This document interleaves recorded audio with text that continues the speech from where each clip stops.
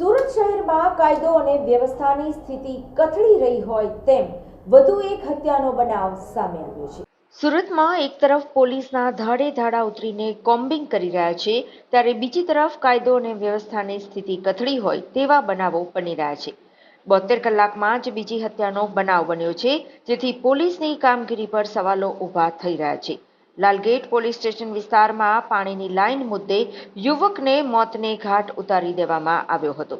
લાલગેટ વિસ્તારમાં રહેતા 27 વર્ષના અફઝલ પટેલનો પાણીની લાઈન બાબતે ઝઘડો થયો હતો, જેથી શહેજાદ મોમીન અને એઝાઝ મોમીન દ્વારા તીક્ષ્ણ હથિયારથી હુમલો કરવામાં આવ્યો હતો।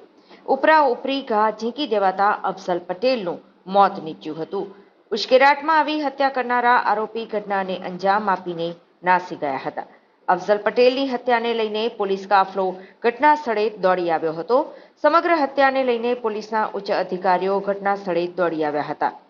હાલ ગુનો નોંધીને આરોપીઓને ઝડપી લેવા ચક્રો ગતિમાન કરવામાં આવ્યા છે। જોકે 72 કલાકમાં જ 2 હત્યાના બનાવો સામે આવતા પોલીસની કામગીરી સામે સવાલો ઊભા થઈ રહ્યા છે।